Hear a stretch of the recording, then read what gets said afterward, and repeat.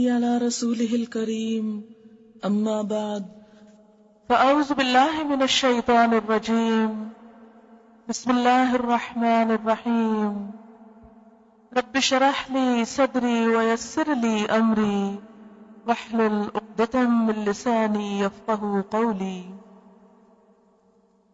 إنا أنزلناه في ليلة القدر وما أدراك ما ليلة القدر ليلة القدر خير من 1000 شهر تنزل الملائكة والروح فيها بإذن ربهم من كل أمر سلام هي حتى مطلع الفجر۔ شروع کرتی ہوں اللہ کے نام سے جو بے انتہا مہربان نہایت رحم فرمانے والا ہے۔ ہم نے اس قرآن کو شب قدر میں نازل کیا ہے، اور تم کیا جانو کہ شب قدر کیا ہے؟ شب قدر 1000 مہینوں سے زیادہ بہتر ہے۔ فرشتے اور روح اس میں اپنے رب کے اذن سے ہر حکم لے کر اترتے ہیں۔ وہ رات سراسر سلامتی ہے طلوع فجر تک۔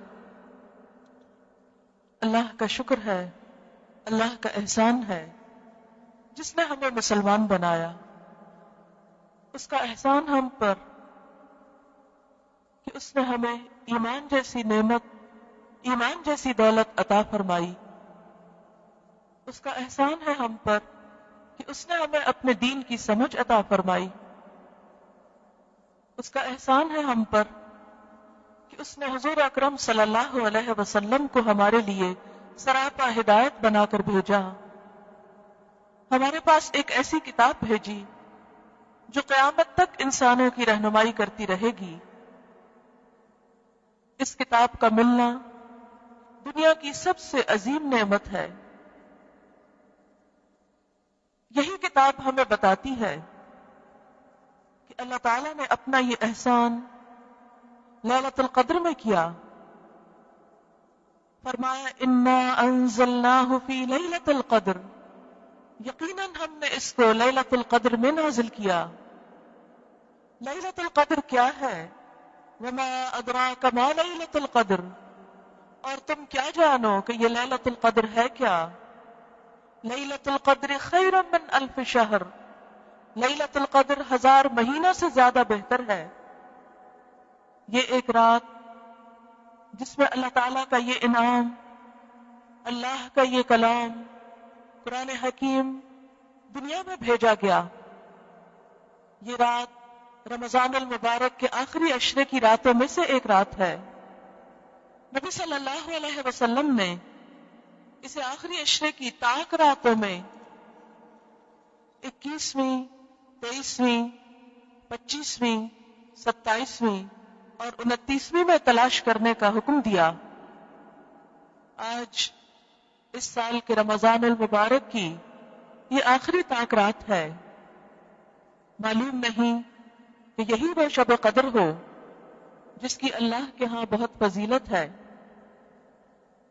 نبی صلی اللہ علیہ وسلم رمضان کے آخری عشرے میں خود بھی جاگتے، اپنے گھر والوں کو بھی جگاتے، اپنی عبادات میں پورے مہینے سے زیادہ سرگرم ہو جاتے۔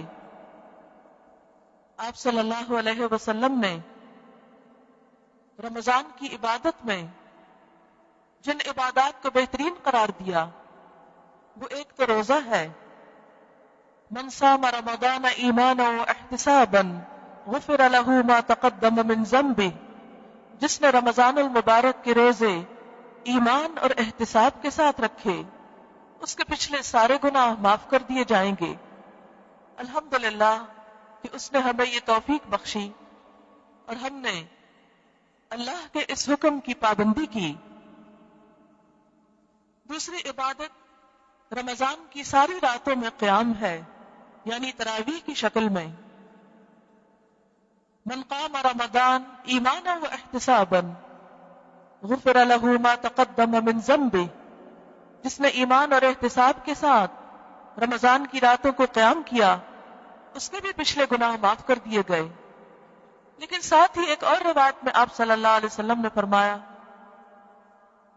کم من صائم لیس لہ من صیامہ الا الظمأ، کتنے ہی روزہ دار ایسے ہیں کہ جن کو اپنے روزے سے سوائے بھوک پیاس کے کچھ حاصل نہیں ہوا، وَكَم مِّن قَائِمٍ لَيْسَ لَهُ مِن قِيَامِهِ إِلَّا السَّحَرُ، اور کتنے ہی راتوں کو جاگنے والے، قیام کرنے والے ایسے ہیں کہ جن کو اپنے رات کے قیام میں سوائے رات جگے کے اور کچھ نصیب نہیں ہوتا۔ اللہ نہ کرے کہ ہم ان لوگوں میں سے ہوں کہ جن کے روزے بیکار، محض ایک ظاہری ڈھانچہ، اور جن کی راتوں کا قیام محض ایک دکھاوا ہو۔ اللہ تعالیٰ کے ہاں وہی عبادت قابل قبول ہے جو خالصتاً اسی کے لیے کی جائے، اس لیے کہ جس عبادت کے اندر ایمان نہ ہو، اخلاص نہ ہو، اللہ کی رضا نہ ہو، اس کے ساتھ محبت کا اظہار نہ ہو، اس کا تقوی نہ ہو، وہ عبادت نہیں۔ اسی طرح عبادت کی قبولیت کے لیے یہاں پر لفظ احتساب آیا۔ احتساب کا ایک معنی ہے کہ اجر و ثواب کی نیت اللہ پر رکھی جائے کہ وہی ہمیں اس کا اجر عطا کرے گا، اور دوسرا یہ کہ خود احتسابی انسان اپنا جائزہ لے، اپنی نیت کو پرکھے، اپنا احساس کرے، خود کو جانچے، اس لیے کہ اپنے سے زیادہ کوئی اور خود کو پرکھ نہیں سکتا۔ سب سے زیادہ ہم خود اپنا جائزہ لے سکتے ہیں، جیسا کہ سورۃ القیامہ میں اللہ تعالیٰ فرماتے ہیں بل الانسان علی نفسہ بصیرا ولو القی معاذیرا، انسان اپنے آپ سے خوب آگاہ ہے، خواہ وہ کتنی ہی معذرتیں کیوں نہ پیش کرے۔ دوسروں کے سامنے تو ہم کسی بھی کام کے، اچھے یا برے کے، بہت سے بہانے کر سکتے ہیں، عذر کر سکتے ہیں، دکھاوا کر سکتے ہیں، لیکن ہمارے اندر کی حالت کیا ہے وہ سوائے ہمارے کوئی اور جان نہیں سکتا۔ اس لیے انسان جب تک خود اپنے آپ سے خیر خواہ نہ ہو، خود اپنی بھلائی چاہنے والا نہ ہو، خود اپنی نیتوں کو پرکھنے والا نہ ہو، خود اپنے دل کا جائزہ لینے والا نہ ہو، اس وقت تک کوئی انسان کسی دوسرے کا بھلا نہیں کر سکتا۔ ساری دنیا مل کر بھی ہمارے ایمان کو فائدہ نہیں پہنچا سکتی، ہماری نیت کو درست نہیں کر سکتی، ہمیں اللہ تعالیٰ کا قرب اور تقوی کا احساس نہیں دے سکتی، جب تک یہ تڑپ، جب تک یہ احساس ہمارے اپنے اندر سے نہ جاگے۔ اس لیے اصلاح کا پہلا نقطہ، اصلاح کی پہلی سیڑھی خود انسان کے اپنے اندر ہے۔ لہذا رمضان المبارک کی تیسری چیز جس پر بخشش کا وعدہ ہے وہ لیلۃ القدر کا قیام ہے۔ من قام لیلۃ القدر ایمانا واحتسابا غفر له ما تقدم من ذنبه، کہ جس نے لیلۃ القدر میں ایمان اور احتساب کے ساتھ قیام کیا، اس کے بھی پچھلے گناہ معاف کر دیے گئے۔ لہذا اس رات کی بھی افضل ترین عبادت، اہم ترین عبادت، سنت نبی صلی اللہ علیہ وسلم کے مطابق عبادت قیام اللیل ہے، یعنی رات کو نماز میں کھڑے ہو کر قرآن پاک کا پڑھنا یا سننا، یہ اس رات کی افضل ترین عبادت ہے۔ اسی لیے آج کا پروگرام قیام اللیل سے شروع کیا گیا ہے۔ بات یہ ہے کہ ہم میں سے ہر شخص اس قابل نہیں ہوتا کہ وہ قرآن کا ایک بڑا حصہ زبانی یاد کر سکے، لہذا یہ سہولت کہ رات کے وقت عورتوں کو گھروں سے نکال کر ایک جگہ جمع کرنا اس وجہ سے ہے تاکہ ان لوگوں کے ساتھ قرآن پاک پڑھا جا سکے، سنا جا سکے، نماز ادا کی جا سکے، جنہیں اللہ تعالیٰ نے یہ سعادت بخشی ہے۔ اور پھر انفرادی طور پر عبادت کرنے سے بسا اوقات انسان کے اندر سستی آ جاتی ہے۔ جب انسان دوسروں کے ساتھ مل کر ایک کام کرتا ہے تو دوسروں کو دیکھ کر انسان نیکی پر ثابت قدمی اختیار کرتا ہے کہ اگر دوسرے جاگ رہے ہیں تو میں بھی جاگ سکتا ہوں، اگر دوسرے کھڑے ہو کر عبادت کر رہے ہیں تو میں بھی کر سکتا ہوں، یا دوسرے دعائیں مانگ رہے ہیں تو میں بھی یہ مانگ سکتا ہوں، میں آخر دوسروں سے پیچھے کیوں رہوں؟ اس لیے الحمدللہ اس رات کی عبادت کا ایک حصہ آپ نے مکمل کیا رمضان ہی کی رات میں، پھر دوسرا حصہ قرآن پاک کو سمجھنا، کیونکہ یہ قرآن انہی راتوں میں سے ایک رات میں لیلۃ القدر میں اللہ تعالیٰ نے نازل فرمایا۔ اس رات کی قدر و قیمت دوسری راتوں کے مقابلے میں آخر کیوں ہے؟ یہی رات کیوں؟ سال میں بے شمار راتیں ہیں، کئی سو راتیں ہیں، ان کے اندر جاگنا یا ان کی عبادت اتنی اہم کیوں نہیں؟ اور ان راتوں کی عبادت اتنی اہم کیوں ہے؟ اس لیے کہ اس رات کو اللہ تعالیٰ نے فضیلت بخشی، اس کی قدر اور اس کی اہمیت خود بتائی۔ انا انزلناہ فی لیلۃ القدر، قدر کا معنی قدر و قیمت بھی ہے۔ اس رات کی قدر و قیمت یعنی قدر و قیمت والی رات کیوں ہے کہ اس رات میں اللہ تعالیٰ نے قرآن پاک اتارا ہے۔ تو جس رات میں قرآن پاک اتارا گیا اس رات کو قرآن پاک کی وجہ سے یہ اہمیت حاصل ہوئی، اس کی یہ فضیلت کہ لیلۃ القدر خیر من الف شہر، لیلۃ القدر 1000 مہینوں سے بڑھ کر بہترین رات ہے۔ اس کی بنیادی وجہ یہی ہے کہ اس رات میں قرآن پاک نازل کیا گیا۔ قرآن پاک اللہ تعالیٰ کا ایک احسان ہے ہم پر، لہذا اس احسان کو محسوس کرنا، اس احسان کو احسان سمجھنا آخر کس طرح ہو سکتا ہے؟ اسی وقت جب ہم اس کتاب کا حق ادا کریں۔ اس کتاب کا حق کیا ہے؟ نمبر 1 کہ اس کو صحیح طور پر پڑھنا آئے، جس طرح یہ اتری ہے اسی طرح اس کو پڑھا جائے۔ نمبر 2 اس کو سمجھا جائے، اس پر غور و فکر کیا جائے۔ نبی اکرم صلی اللہ علیہ وسلم کی اپنی زبان عربی تھی، صحابہ کرام بھی عربی سے خوب واقف تھے، لہذا ان کو ترجموں کی اور تفسیروں کی بہت زیادہ ضرورت نہیں پڑتی تھی، کیونکہ عملی تفسیر نبی اکرم صلی اللہ علیہ وسلم کی شکل میں ان کے درمیان موجود تھی۔ قرآن کی عبارت کو ڈائریکٹلی سمجھتے تھے، لہذا جب ان کے ہاں قرات ہوتی تو ان کے اندر خود بخود خشوع آتا، ایک ایک آیت پر وہ رویا کرتے تھے۔ آج ہماری آنکھوں میں کوئی آنسو نہیں ہوتا، ہمارے دل نرم نہیں ہوتے، اس لیے کہ قرآن ہمارے دلوں میں نہیں اترتا، ہم اس کا معنی نہیں سمجھتے۔ نبی صلی اللہ علیہ وسلم کی قرات کا طریقہ یہ تھا کہ جہاں عذاب کی آیتیں آتی وہاں رک کر آپ عذاب سے پناہ مانگا کرتے تھے، جہاں اللہ تعالیٰ کی صفات کا ذکر آتا وہاں اللہ تعالیٰ کی تسبیح بیان کرتے، اور جہاں جنت کا ذکر آتا وہاں اللہ تعالیٰ سے اس کا فضل اور جنت مانگتے۔ لیکن آج ہمارے اندر یہ کیفیت کیوں نہیں ہوتی؟ قرآن سنتے وقت بھی ہماری نگاہیں ادھر ادھر کیوں اٹھتی ہیں؟ ہمارے دل اس کی طرف متوجہ کیوں نہیں ہوتے؟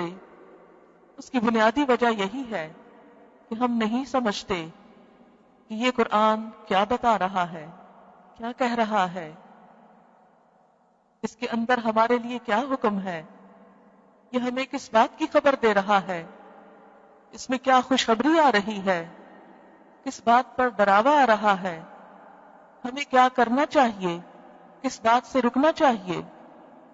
اور پھر دوسری بات یہ کہ جب سمجھ آئے بھی تو ہم لوگوں کو بار بار یاد دہانی کی ضرورت رہتی ہے۔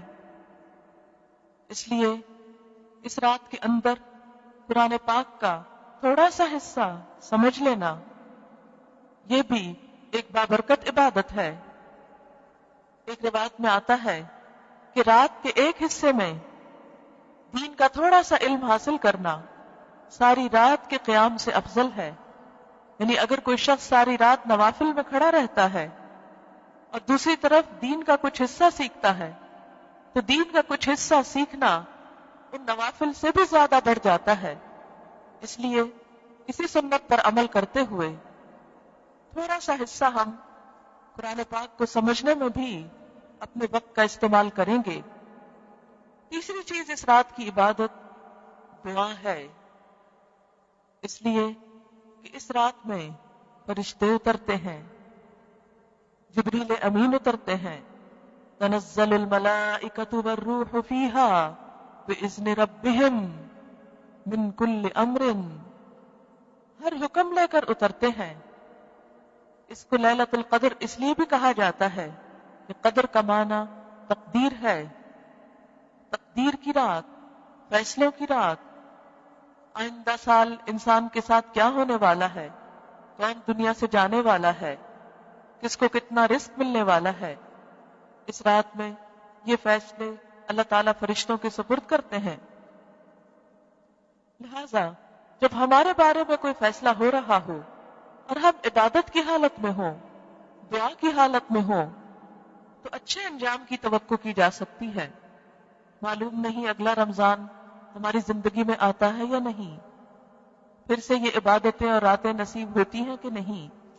کسی کو اپنی صحت، اپنے وقت، اپنی عمر کے بارے میں کوئی بھی گارنٹی نہیں. لہذا اس رات کو کثرت سے دعائیں مانگنی چاہیے. قدر کا ایک معنی تنگی بھی ہے. حدیث میں آتا ہے کہ اس رات آسمان سے اتنے فرشتے اترتے ہیں کہ ان کی کثرت کی وجہ سے زمین پر ایک چپے برابر جگہ بھی خالی نہیں رہتی. معلوم نہیں کہ اگر وہ رات آج کی رات ہو اور فرشتوں کا نزول ہو رہا ہو اور ہم اللہ تعالی کے حضور یا قیام کی حالت میں ہوں، یا دین سمجھنے سیکھنے کی حالت میں ہوں، یا دعائیں مانگنے کی حالت میں ہوں، تو یہ تینوں چیزیں ہمارے حق میں بہتر ہوں. حقیقت یہ ہے کہ انسان اپنے رب کا محتاج ہے، جیسا کہ اللہ سبحانہ وتعالیٰ فرماتے ہیں یا ایھا الناس انتم الفقراء الی اللہ، اے لوگو تم سب اللہ کے محتاج ہو. بندہ ہونے کی حیثیت میں ہم سب محتاج ہیں، ہم سب ضرورت مند ہیں. ہم سانس نہیں لے سکتے اگر وہ ہمیں سانس لینے کی توفیق نہ دے. ہم ایک قدم نہیں اٹھا سکتے اگر وہ ہمیں چلنے کی قوت نہ دے. ہم کچھ دیکھ نہیں سکتے اگر وہ ہمیں نگاہ نہ بخشے. ہم سن نہیں سکتے اگر وہ ہمیں قوت سماعت نہ دے. ہماری زندگی کا ایک ایک قدم، ہماری چھوٹی سے چھوٹی یا بڑی سے بڑی ایک ایک کوشش، یہ ساری کی ساری چیزیں محض اللہ کے اذن، اس کی توفیق، اس کی دی ہوئی طاقت اور اس کی قدرت سے ہے.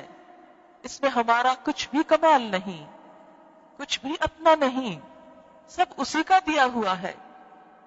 اور پھر اس کے دینے پر ہمارا فرض ہے کہ ہم اس کے شکر گزار ہوں، اور شکر گزار ہونے کے ساتھ ساتھ ہم اس سے مزید اس کا فضل مانگتے چلے جائیں، مزید اس کے فضل کے لیے دعا گو ہوں. لہذا دعا ساری عبادت کا نچوڑ ہوتا ہے. کوئی عبادت اس وقت تک مکمل نہیں ہوتی، خواہ نماز ہو، خواہ قرآن کا پڑھنا ہو، خواہ کوئی اور، جب تک کہ اس میں دعا نہ ہو. جو لوگ دعا سے منہ موڑیں اللہ تعالیٰ ان سے ناراض ہوتے ہیں. حدیث پاک میں آتا ہے من لم یسأل اللہ یغضب علیہ، جو اللہ سے سوال نہیں کرتا، جو اللہ سے مانگتا نہیں ہے، اللہ تعالیٰ اس پر غضبناک ہوتا ہے، اس پر ناراض ہوتا ہے. لہذا ہمیں کثرت کے ساتھ اس سے دعا مانگنے کی ضرورت ہے. اللہ تعالیٰ غافل دل کی دعا قبول نہیں کرتے. لہذا اپنے دلوں کو غفلت سے نکال کر پورے دل جمی کے ساتھ، دل حضوری کے ساتھ اللہ تعالیٰ کی قربت کا احساس کرتے ہوئے، قبولیت کا یقین رکھتے ہوئے دعا مانگنی چاہیے. الدعاء مخ العبادہ، دعا عبادت کا مغز ہے، کریم ہے، اصل ہے. لہذا تیسری چیز جو اس رات کا پروگرام ہے وہ دعا ہے. میں چند دعاؤں کو آپ کے ساتھ مل کر پڑھوں گی اور ان کا معنی ہم دیکھیں گے کہ نبی اکرم صلی اللہ علیہ وسلم نے اللہ تعالیٰ سے کس کس طرح مانگا. تو ہم قرآن پاک کے کچھ حصے کے پڑھنے سے آغاز کرتے ہوئے پھر دعا کی طرف رجوع کریں گے انشاءاللہ. لیکن یاد رکھیے اس کام کے شروع کرنے سے پہلے ہم پھر ایک مرتبہ یہاں آنے، یہاں بیٹھنے، اکٹھے ہونے اور اس ساری کوشش اور محنت اور اس تکلیف کی وجہ اپنے دل میں دہراتے ہیں کہ ہم یہاں کیوں آئے ہیں، کس کے لیے آئے ہیں، کیا پانے کے لیے، کیا حاصل کرنے کے لیے. کیا صرف میل ملاقات کے لیے؟ کیا صرف ایک شغل میلے کے لیے؟ کیا یہ صرف ایک سوشل گیدرنگ ہے؟ نہیں، صرف اللہ کے لیے، صرف اللہ کی محبت میں، صرف اس کا قرب پانے کے لیے. اس لیے کہ رمضان المبارک کی آمد کا بھی اصل مقصد یہی ہے، لعلکم تتقون. یا ایھا الذین آمنوا کتب علیکم الصیام کما کتب علی الذین من قبلکم لعلکم تتقون. اے لوگوں جو ایمان لائے ہو، تم پر روزے فرض کیے گئے جس طرح تم سے پہلے لوگوں پر فرض کیے گئے تھے تاکہ تمہارے اندر تقوی پیدا ہو. رمضان المبارک کا مہینہ ختم ہی ہوا چاہتا ہے، واپسی پر ہے. ہم سب اپنا اپنا جائزہ لیں کہ کیا ہمارے اندر وہ تقوی پیدا ہوا ہے. تقوی کیا ہے؟ اللہ تعالیٰ کے ساتھ تعلق کا نام، اللہ تعالیٰ کے ساتھ قربت کا احساس، دل میں اس کا خوف، اس سے ایسی محبت کا نام کہ جس میں انسان مشکل سے مشکل کام کر سکے، اس کی اطاعت کا ایسا خوف کہ اپنی پسندیدہ ترین چیز کو اس کی خاطر چھوڑ سکے، ایسا احساس اس کی ذات کا کہ اس کا حکم سن کر پھر ہم بیٹھے نہ رہ جائیں، فوراً ہی لپک پڑیں تاکہ ہمارا شمار ان لوگوں میں ہو. فالسابقون السابقون اولئک المقربون، کہ سبقت کرنے والے، آگے بڑھنے والے تو پھر آگے بڑھنے والے ہی ہیں اور یہی مقرب لوگ ہیں. یہ تقوی ہمیں اللہ کا قرب حاصل کرنے اور اللہ کے احکامات پر عمل کرنے کی ایک قوت بخشتا ہے. رمضان کے روزے رکھ کر، روحانیت پیدا کر کے، صبر اور ڈسپلن سیکھ کر، دراصل ہمیں یہی جائزہ لینا ہے کہ میرے اندر یہ قوت کیا پیدا ہوئی، کیا میرے اندر یہ احساس آیا کہ میں اللہ تعالیٰ کی اطاعت کر سکوں. مجھے اس مہینے میں اللہ تعالیٰ کے جتنے بھی احکامات معلوم ہوئے ہیں، کیا میں ان پر عمل کرنے کا سوچ رہی ہوں؟ کیا میں نے اپنے اندر یہ عہد باندھا ہے کہ میں ان احکامات پر عمل کروں گی اور ان کے بارے میں اللہ کے سوا کسی سے نہ ڈروں گی؟ کیونکہ تقوی نام ہی اس چیز کا ہے کہ بندے کے دل میں اللہ کا ایسا ڈر آئے کہ سب کا ڈر نکل جائے. آج دین پر عمل کرنے میں کون کون سی چیز رکاوٹ بنتی ہے؟ لوگوں کا ڈر، معاشرے کا ڈر، مستقبل کا ڈر، بھوکے ہو جانے کا ڈر کہ جاب نہ چلی جائے. یہ سارے ڈر ہمیں اپنے دل سے نکال کر اپنے آپ کو اللہ کے لیے خالص کرنا ہوگا. جب انسان کے اندر طاقت آتی ہے، قوت آتی ہے، صحت ہوتی ہے، تو بڑے سے بڑا مشکل کام اس کو بھاری نہیں لگتا، آسانی سے کر جاتا ہے، جرأت مندانہ قدم اٹھا لیتا ہے. لیکن جب انسان جسمانی طور پر کمزور ہوتا ہے تو پانی کا ایک گلاس اٹھا کر پینا بھی اس کے لیے دوبھر ہو جاتا ہے. بالکل اسی طرح جب ایمان کمزور ہوتا ہے، روحانی صحت کمزور ہوتی ہے، تو انسان کے لیے اللہ تعالیٰ کے چھوٹے سے حکم پر بھی عمل کرنا بڑا مشکل لگتا ہے. ہائے کس طرح کریں؟ جیسے منافقین کا حال ہوتا تھا جس کی نقشہ کشی قرآن پاک میں کی گئی. وَلَا يَأْتُونَ الصَّلَاةَ إِلَّا وَهُمْ كُسَالَىٰ، کیوں نہیں وہ آتے نماز کی طرف مگر سستاتے ہوئے. اللہ کی راہ میں دیتے ہوئے ان کے اندر ایمان نہیں ہوتا، جذبہ نہیں ہوتا، ابو الدحداء والی کیفیت نہیں ہوتی. وہ اللہ کی خاطر مال خرچ کرنے کو اپنے اوپر ایک تاوان سمجھتے ہیں، ایک چٹی سمجھتے ہیں. دین کے راستے میں قدم اٹھانے کو، جہاد کرنے کو وہ اپنے لیے بلائے جان سمجھتے ہیں.